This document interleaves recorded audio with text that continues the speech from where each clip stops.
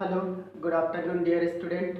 आज हम दूसरा वीडियो आप लोगों को बताएंगे। इस वीडियो में how to prepare haloalkanes. Haloalkanes कैसे बनाते हैं, general methods of preparations of haloalkanes. Haloalkanes बनाने की सामान्य विधियाँ वो कौन कौन सी विधि है, सबसे पहले हेडिंग के तौर पे लिख लेते हैं, उस चीज़ को जान लेते हैं। फ्रॉम हाइड्रोकार्बन, हाइड्रोकार्बन से हम बना सकते हैं, अल्कोहल से हम हेलो एल्केन्स बना सकते हैं, हैलाइड एक्सचेंज करके बना सकते हैं, और from silver salts of fatty. ये 4 तरीके हैं, ये 4 तरीके हैं जिससे हम हेलो एल्केन्स का प्रिपरेशन कर सकते हैं। बहुत इंपॉर्टेंट टॉपिक है, इसको बहुत केयरफुली पढ़िएगा। आज जानने की कोशिश करते हैं सबसे पहले फ्रॉम हाइड्रोकार्बन। हाइड्रोकार्बन से हम कैसे प्रिपेयर करते हैं, तो इसके लिए हम ये सारे हेडिंग्स मिटा देते हैं और यहाँ पे हम हाइड्रोकार्बन। आपको पता है hydrocarbons further classified into saturated and unsaturated. ये सैचुरेटेड और अनसैचुरेटेड में डिवाइडेड है, क्लासिफाइड है, वर्गीकृत है। इस बात को हम लोग जानते हैं। तो सबसे पहले हम एल्केन से बनाएंगे, फिर एल्कीन से बनाएंगे। एल्काइन से भी बना सकते हैं, लेकिन हम एल्काइन से नहीं बनाएंगे, ना एल्केन से बनाएंगे, क्योंकि वो सिलेबस नहीं है। लेकिन एक एक एग्जाम्पल दे करके समझाएंगे कि कैसे बनाए जाते हैं। सबसे पहले हम बनाने की कोशिश करते हैं फ्रॉम, इसमें भी एक छोटा सा हेडिंग डाल देते हैं, फ्रॉम एल्केन्स। एल्केन से कैसे बनाएंगे, ये हमारा छोटा सा एक हेडिंग हो गया हाइड्रोकार्बन्स में। एल्केन्स क्योंकि हमें पता है कि वो सेचुरेटेड होता है, तो सेचुरेटेड होता है तो वहां पे हाइड्रोजन एटम्स कैसे ऐड होंगे। डेफिनेटली ये एक सब्स्टिट्यूटेड प्रोडक्ट देगा। इसका मतलब ये हुआ कि हाइड्रोजन एटम से अगर हाइड्रोकार्बन के एल्केन्स जो है, एल्केन्स के हाइड्रोजन को अगर सब्स्टिट्यूट कर दिया जाए, प्रतिस्थापित कर दिया जाए, तो डेफिनेटली हमारा हेलो एल्केन्स बन सकता है। लेकिन सब्स्टिट्यूटेड जब हम बनाते हैं उस कंडीशंस में, यानी कहने का मतलब जब प्रतिस्थापित करके हम बनाते तो हमारे पास मोनो, डाई, ट्राई, टेट्रा यानी पॉली हेलोजन कंपाउंड्स का फॉर्मेशन होता है। तो पॉली हेलोजन कंपाउंड्स हमें नहीं चाहिए, हमें मोनो हेलो एल्केन्स बनाना है। लेकिन हम स्टडी करने की कोशिश करेंगे कि कैसे कैसे बनाते हैं। सबसे पहले when alkanes react with chlorine or bromine in the presence of sunlight or heat to form mono and poly substituted product। जैसे एग्जाम्पल में हम देते हैं, चीज़ों को नोट करते हुए समझते हुए चलिएगा, नोट्स बनाने की कोशिश करिएगा। यहाँ पे जैसे हमने मेथेन लिया, अगर मेथेन का रिएक्शन हम क्लोरीन के साथ में कर देते सनलाइट के प्रेजेंस में, और हीट देते हैं, इसमें हीट का सिंबल डेल्टा का बना दीजिएगा इस तरीके से, और क्लोरीन हाइड्रोजन को सब्स्टिट्यूट करेगा। अगर एक हाइड्रोजन को यहाँ से सब्स्टिट्यूट करेगा तो ये बचेगा आपका CH3Cl, क्लोरोमेथेन का फॉर्मेशन करेगा। यह हमारा मोनो हेलोजन कंपाउंड्स बन गया। लेकिन ये रिएक्शंस यहाँ तक नहीं रुकता, ये जब तक कि सभी हाइड्रोजन को ये सब्स्टिट्यूट नहीं कर देता तब तक ये रिएक्शन चलता रहता, और यहाँ से एक बाई प्रोडक्ट के तौर पे एक HCl मॉलिक्यूल आपका एलिमिनेट होगा। रिएक्शंस को आगे फिर से बढ़ाएंगे, क्योंकि हमारे पास हाइड्रोजन और है जो रिप्लेस हो सकता है। फिर से इसका Cl2 से रिएक्शन करा देंगे, सेम कंडीशन नहीं चेंज करेंगे, HCl आपका एज अ बाई प्रोडक्ट बनेगा। देन फिर यहाँ पे जो आपका मेजर प्रोडक्ट बनेगा CH2Cl2, डाइक्लोरोमेथेन का फॉर्मेशन होगा। फिर से रिएक्शंस को आगे फॉरवर्ड करेंगे, क्लोरीन से फिर से एक बार रिएक्शंस करेंगे, HCl को हम एलिमिनेट करेंगे, ये आपका क्लोरोफॉर्म का फॉर्मेशन कर देगा CHCl3, जिसको हम ट्राइक्लोरोमेथेन के नाम से भी जानते हैं। इसको फिर से एक बार रिएक्शंस करते हैं क्लोरीन के साथ में, और एक फाइनल प्रोडक्ट बनाने की कोशिश करते हैं CCl4 कार्बन टेट्रा क्लोराइड। ये हमारा फाइनल। तो आपने देखा कि सब्स्टिट्यूशन प्रोडक्ट में आपके पास कितने ढेर सारा प्रोडक्ट बनाया, मोनो, डाई, ट्राई और टेट्रा कंडीशंस मेथेन के केस में बना। अगर इस तरीके से एथेन से हम सब्स्टिट्यूट करते हैं तो डेफिनेटली आपका हेक्सा कंपाउंड बनेगा। तो इसलिए हम कह सकते हैं कि ये पॉली हेलोजन कंपाउंड्स बनाने का एक तरीका है जो प्रतिस्थापन अभिक्रिया के दौरान बना सकते हैं। आइए दूसरा एग्जांपल देखते हैं और इसमें बनाने की कोशिश करते हैं। सपोज यही रिएक्शंस अगर हमने प्रोपेन को लेकर के किया होता, प्रोपेन जैसे CH3 CH2 और फिर CH3 प्रोपेन, और इसके साथ में अगर हम ब्रोमीन का रिएक्शंस करा देते, यहाँ पे हीट दे देते, तो डेफिनेटली ब्रोमीन के पास यहाँ पे ऑप्शन है कि ये 1 डिग्री कार्बन से हाइड्रोजन को सब्स्टिट्यूट करेगा या 2 डिग्री से करेगा। तो ये दोनों से कर सकता है, कॉम्प्लेक्स कंपाउंड बनाने की कोशिश करता है। और यहाँ पे अगर ये प्राइमरी से यानी 1 डिग्री कार्बन से अगर हाइड्रोजन को सब्स्टिट्यूट करता है तो ये कुछ इस टाइप का प्रोडक्ट बनाएगा CH2 एंड देन CH2Br। दूसरा कंडीशन, अगर ये सेकेंडरी कार्बन से अगर हाइड्रोजन को सब्स्टिट्यूट करता है तो ये प्रोडक्ट भी बना सकता है CH3 CHBr and then CH3, यानी 1 bromopropane and 2 bromopropane. 2 bromopropane is major compound, ये 55% के करीब करीब बनता है और ये आपका 45% के करीब करीब बनता है। इससे साफ साफ एक चीज पता चलता है, the reactivity order of alkanes towards the hydrogen are follows the following order, like 3 degree greater than 2 degree greater than 1 degree alkanes. ये इसका ऑर्डर है जिससे आपका प्रोडक्ट की मेजॉरिटी बढ़ जाती है। तो यहाँ पे एक वर्ड हम लिख सकते हैं, the reactivity order of alkanes towards hydrogen is dash करके, यानी 3 डिग्री एल्केन्स की रिएक्टिविटी ज्यादा होगी देन 2 डिग्री, 2 डिग्री की ज्यादा होगी देन 1 डिग्री एल्केन्स। ओके, ये हो गया एल्केन्स से आप कैसे।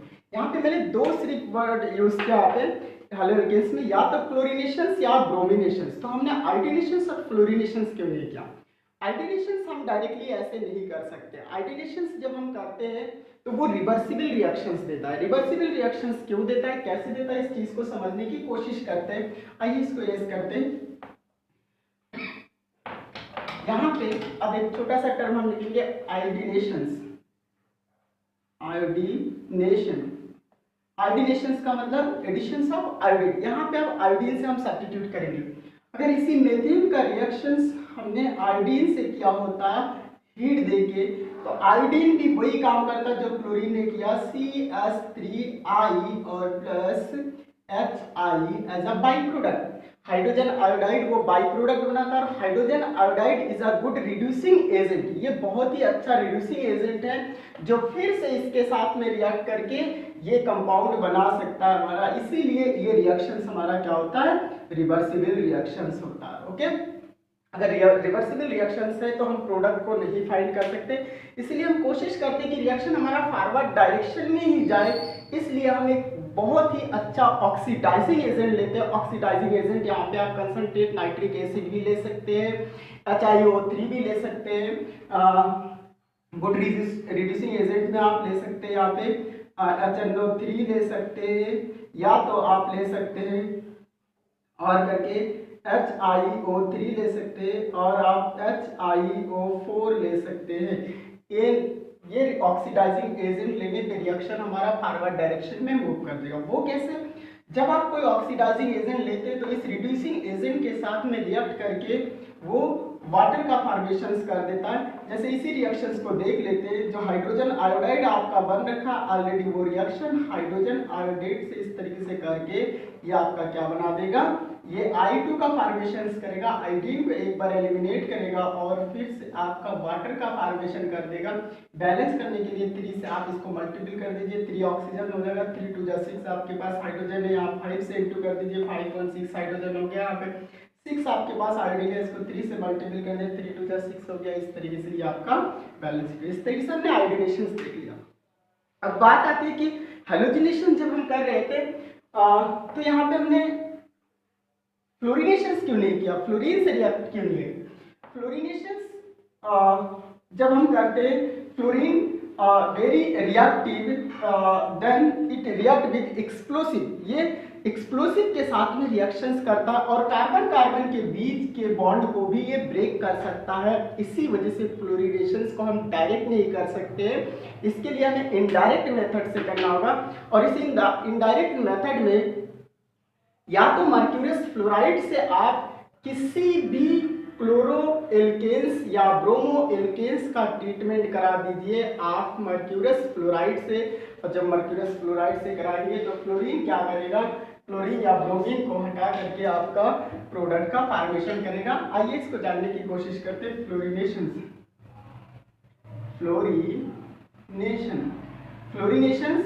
इनडायरेक्ट मेथड, इनडायरेक्ट मेथड, ये इनडायरेक्ट मेथड है।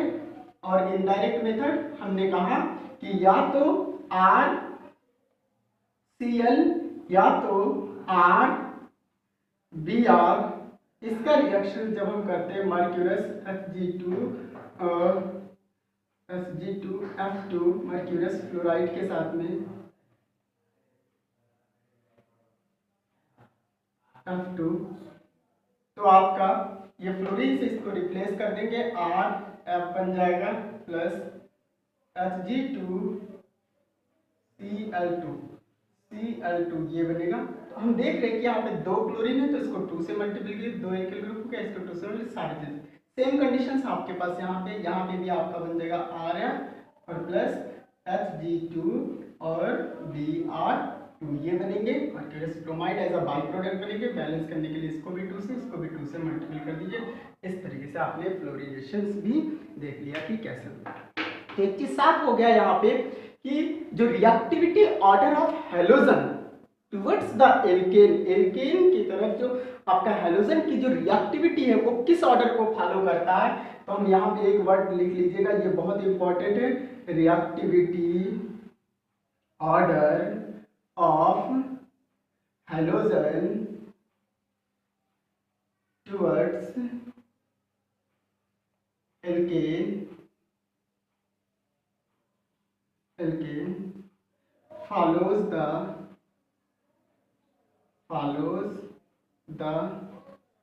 as सबसे पहले फ्लोरीन की reactivity greater than, fluorine is greater than, bromine is greater than iodine. ये हुआ decreasing order of reactivity from top to bottom in the periodic table of 17 group elements. यानी 17 group halogen family के जो members है top to bottom, ऐसे इसकी reactivity decrease होता हुआ चला जाता है। तो आप यहाँ पे लिख लीजिए decreasing order of reactivity. Okay, इस तरीके से हमने एल्कीन से कैसे बनने हैं उस चीज को जान लिया है। अब हम बात करते हैं यहाँ पे फ्रॉम एल्कीन्स, ट्रेस करते हैं इस चीज को।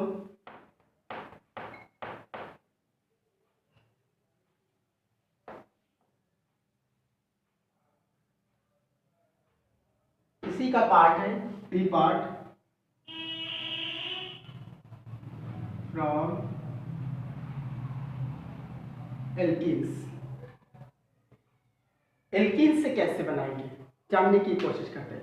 डेफिनेटली एल्कीन्स देख के पता चलता है कार्बन कार्बन के बीच में डबल बॉन्ड है। कार्बन कार्बन के बीच में अगर डबल बॉन्ड है तो डेफिनेटली ये सब्स्टिट्यूशन रिएक्शंस ना दे करके एडिशन रिएक्शन देगा। और ये जो एडिशन रिएक्शन देता है वो इलेक्ट्रोफिलिक एडिशन रिएक्शन देता है। इसका हमें इसकी अगर हम डेफिनेशन देते हैं, when alkenes are treated with halogen acid to form haloalkanes। जब हम एल्कीन्स का ट्रीटमेंट हेलोजन एसिड से करते हैं तो ये हमारा हेलोएल्केन्स का फॉर्मेशन करता है। हेलोजन एसिड क्या होता है आपके पास, हम यहाँ पे लिख सकते हैं when alkenes treated with halogen acid HX, okay, X is equal to chlorine, bromine, iodine, treated with halogen acid to form haloalkanes, okay, haloalkanes का फॉर्मेशन करता है। आइए जानने की कोशिश करते हैं इस चीज़ को। और ये इलेक्ट्रोफिलिक एडिशन रिएक्शन देता है, ये बात मैं आपको बता दे रहा हूँ, इसकी मैकेनिज्म नहीं है, सिलेबस में होता तो वो भी मैं आपको बता देता। आइए जानने की कोशिश करते हैं यहाँ पे कैसे। जैसे आपके पास ऑलरेडी मैंने लिखा HX CH, चलिए CS2 double bond CS2 plus HX। Definitely एक सिग्मा एक पाई बॉन्ड है, pi bond is a big bond, तो पाई बॉन्ड आपका सबसे पहले यहाँ से रैप्चर होगा और देन इसके बीच में भी बॉन्ड आपका रैप्चर होगा और होने के बाद कैटायंस एनायंस का फॉर्मेशन करेगा। क्योंकि मैंने इलेक्ट्रोफाइल लिखा, यहाँ पे आपने पीरियडिकल नहीं लिखा, इसलिए बॉन्ड जो है वो अनसिमेट्रिक मैनर में टूटेगा, कहने का मतलब। और यहाँ पे भी इलेक्ट्रोफाइल और न्यूक्लियोफाइल का फॉर्मेशन होगा। आपको पता है कि जब सिमेट्रिक आपके पास एल्कीन्स होता है तो ये एच कहीं पे भी जुड़ सकता है, एक्स कहीं पे भी जाकर के ऐड हो सकता है। अगर इस बॉन्ड को हम ब्रेक कर दें तो यहाँ पे आपके पास CH3 बॉन्ड CH2 और X का फॉर्मेशन हो जाएगा। अगर या तो और करके आप X को यहाँ लिखते, यहाँ पे H को लिखते, तब भी कंपाउंड आपका यही बनता। ये चीज आपको बता दें। अगर मान लेते कि आपके पास R CH double bond CH2 और फिर आपके पास HX है, तो रिएक्शंस कैसे देगा? अगर ये कंडीशंस आपके पास है और एरो के ऊपर कुछ नहीं लिखा है तो इसके लिए ये कौन सा रिएक्शन देता है? हमेशा मार्कोनिकॉफ रूल के अकॉर्डिंग ही प्रोडक्ट बनाता है। मार्कोनिकॉफ का रूल क्या होता है? The negative part of the attacking reagent attached to those carbon atom bonded with double bond having least number of hydrogen atom। कहने का मतलब अटैकिंग रीजेंट का जो नेगेटिव पार्ट होता है, ये आपका नेगेटिव पार्ट है, ये आपका पॉजिटिव पार्ट है, ओके, ये पॉजिटिव पार्ट है। तो ये नेगेटिव पार्ट डबल बॉन्ड से बॉन्डेड उस कार्बन पे जाकर के जुड़ता है जिसके पास पहले से हाइड्रोजन की कमी होती है। और हमने देखा कि इस दो कार्बन में इसके पास हाइड्रोजन की कमी है, तो ये नेगेटिव पार्ट हमेशा यही जुड़ेगा और मेजर प्रोडक्ट बनाएगा। तो ये आपके पास RCH और डेफिनेटली यहाँ पे X, क्योंकि एक पाई बॉन्ड टूटेगा, दो सिग्मा, एक इस पे सिग्मा बॉन्ड ये बन गया, फिर एक सिंगल बॉन्ड, फिर ये CH2 था, एक हाइड्रोजन ये भी जुड़ गया, तो ये CH3, ये आपका मेजर प्रोडक्ट हो गया। और ये मार्कोनिकॉफ के अकॉर्डिंग हुआ, ओके। तो हमेशा ध्यान रखिए जब आपके पास अनसिमेट्रिक एल्कीन्स होता है, अनसिमेट्रिक एल्कीन्स वो होता है जब डबल बॉन्ड्स के दोनों तरफ अनबैलेंस्ड कार्बन होते हैं तो आपका अनसिमेट्रिक होता है। इस डबल बॉन्ड के इधर कम से कम आपके दो कार्बन तो यहाँ देख ही रहे, इसको अगर एक कार्बन मान लेते, एक मेथिल ग्रुप मान लेते तो अदरवाइज ये लॉन्गेस्ट चेन भी हो सकता है, ये बात आपको पता है, ओके। लेकिन अगर कहीं यही रिएक्शंस आपके पास RCH डबल बॉन्ड CH2 लिखा और फिर HX लिखा हुआ और यहाँ पे पेरोक्साइड लिखा हुआ एरो के ऊपर, तो समझ जाइएगा कि ये एंटी मार्कोनिकॉफ प्रोडक्ट का फॉर्मेशन कराएगा, यानी मार्कोनिकॉफ का उल्टा प्रोडक्ट देगा। उल्टा प्रोडक्ट का मतलब मार्कोनिकॉफ ने जैसे रूल के अकॉर्डिंग जो भी प्रोडक्ट बना था उसका उल्टा का मतलब अब ये नेगेटिव पार्ट उस कार्बन के साथ में जाके जुड़ेगा जिसके पास पहले से हाइड्रोजन ज्यादा है, यहाँ पे कमी पे जुड़ा था, यहाँ पे ज्यादा। अब हम देख रहे हैं कि डबल बॉन्ड से बॉन्डेड इस कार्बन के पास दो हाइड्रोजन है, इसके पास एक हाइड्रोजन, तो डेफिनेटली ये जो आपका नेगेटिव पार्ट है वो जाकर के इस कार्बन के साथ जुड़ेगा। जब इस कार्बन के साथ में जुड़ेगा तो एंटी मार्कोनिकॉफ प्रोडक्ट का फॉर्मेशन करेगा और ये प्रोडक्ट हमारा ऐसा हो सकता है RCH, डेफिनेटली ये हाइड्रोजन यहाँ पे जुड़ेगा, CH2 bond CH2 and X इस तरीके से होगा। पेरोक्साइड, इसी को हम पेरोक्साइड इफेक्ट के नाम से भी जानते हैं और इसी को खराश इफेक्ट के नाम से भी जानते हैं। इसी को हम क्या बोलते हैं? पेरोक्साइड। और ये पेरोक्साइड कौन सा होता है? मेनली जो खराश थे वो पेरोक्साइड को लेकर के, और वो कौन सा पेरोक्साइड? बेंजाइल पेरोक्साइड को लेकर के इस रिएक्शंस को किया था। बेंजाइल पेरोक्साइड के बारे में थोड़ा सा मैं आपको बता दूं। Benzyl peroxide, okay, benzyl peroxide C6H5 COOCOC6H5 इसको लेकर के इन्होंने रिएक्शंस किया था और फ्री रेडिकल के तहत इस कंपाउंड को बनाया था इन्होंने, इसीलिए ये आपका क्या हो जाएगा? पेरोक्साइड इफेक्ट भी बोलते हैं, या इसी को हम खराश इफेक्ट भी बोलते हैं। इसको क्या बोलते हैं? खराश इफेक्ट। ध्यान दीजिएगा, खराश इफेक्ट के नाम से भी जानते हैं, ओके। खराश इफेक्ट, एक चीज नोट करके मैं आप लोगों को लिखा दूं यहाँ पे,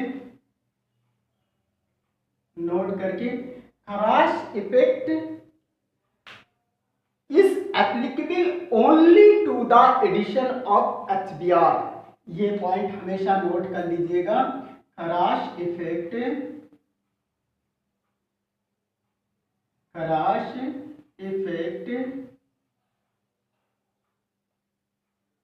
is only sorry only applicable to the HBr, not HCl and HI।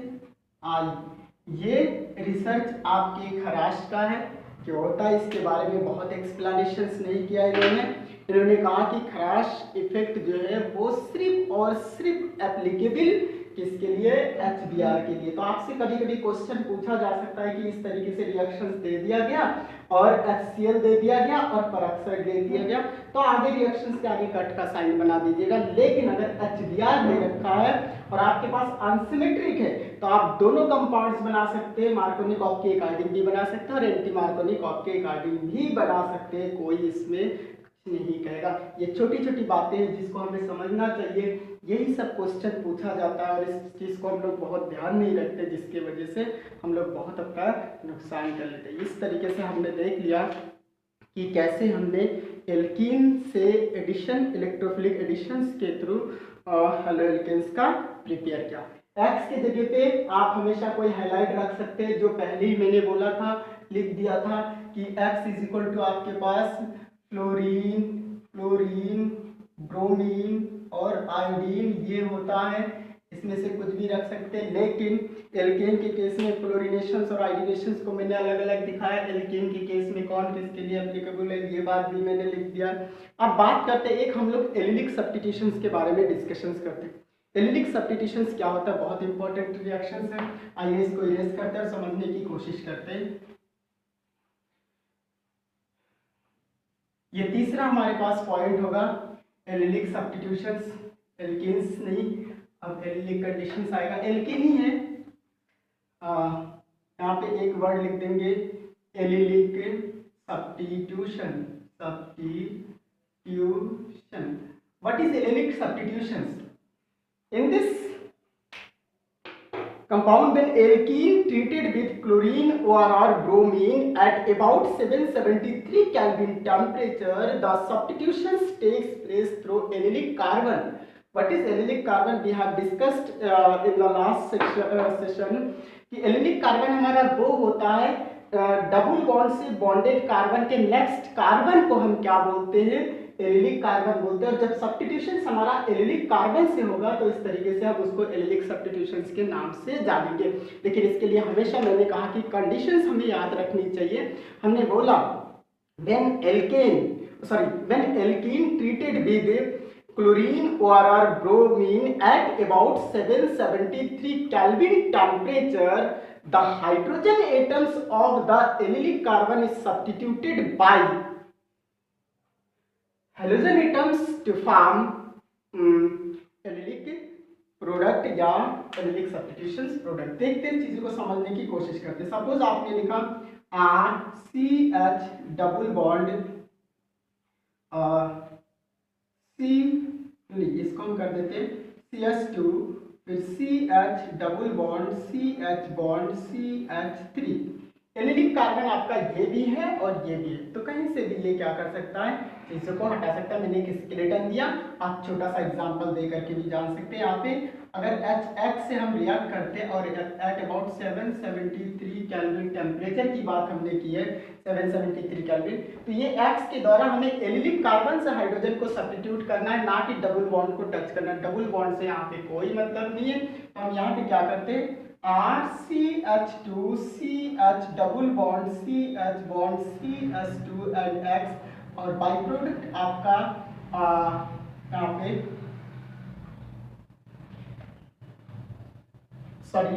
Hydrogen halide नहीं, X2 से रिएक्शन करना है, बाई प्रोडक्ट आपके यहाँ पे निकल जाएंगे HX,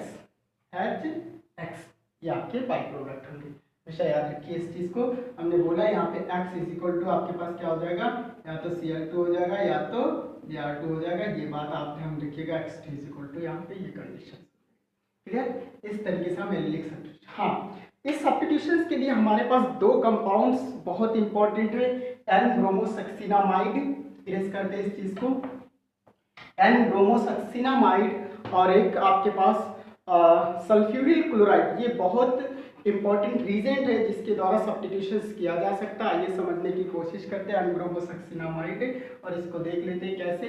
अगर यही रिएक्शन आपने लिखा होता CH2 double bond CH bond CH3, तो सब्स्टिट्यूशन हमेशा एलिलिक कार्बन से होना है। यहाँ पे हमें अनब्रोमोसक्सिनामाइड ले लेना है। अनब्रोमोसक्सिनामाइड के फार्मूले को इस तरीके से अरेंज कर लीजिए, CH2 CO CO and then NPR, इसको बोलते हैं एन ब्रोमोसक्सिनामाइड। ओके, इसका अगर ट्रीटमेंट करा देते तो ये जो Br है यहाँ से हाइड्रोजन को सब्स्टिट्यूट करेगा, ये बनाएगा CH2 double bond CH, double bond को नहीं तोड़ना है, यहाँ पे सब्स्टिट्यूशन देना है CH2 एंड देन Br। जो प्रोडक्ट आपके बाई प्रोडक्ट बनेंगे वो CH2 बॉन्ड CH2 CO और फिर NH सक्सिनिमाइड, ये आपका बनेगा सक्सिनिमाइड। क्लियर। और एक हमारे पास रिड्यूसिंग एजेंट है, देखते हैं उसको समझने की कोशिश करते हैं। CH2 double bond CH bond CH3, और इसका रिएक्शन अगर सल्फ्यूरिल क्लोराइड से करा देते, SO2Cl2 से करा देते, यहाँ पे SO2Cl2, ये आपका सल्फ्यूरिल क्लोराइड,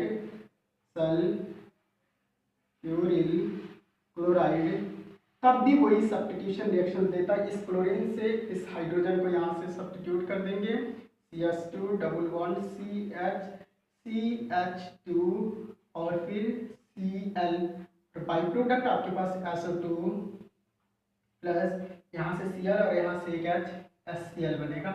इस तरीके से हमने एलिलिक सब्स्टिट्यूशन भी देख लिया। हाइड्रोकार्बन से कैसे बनाते हैं इस बात को हमने अच्छे से समझ लिया। ओके, आई होप आप लोगों को समझ में आ रहा होगा। इसको जारी रखते हैं, नेक्स्ट में हम पढ़ेंगे अल्कोहल से कैसे प्रिपेयर करें। Okay bye.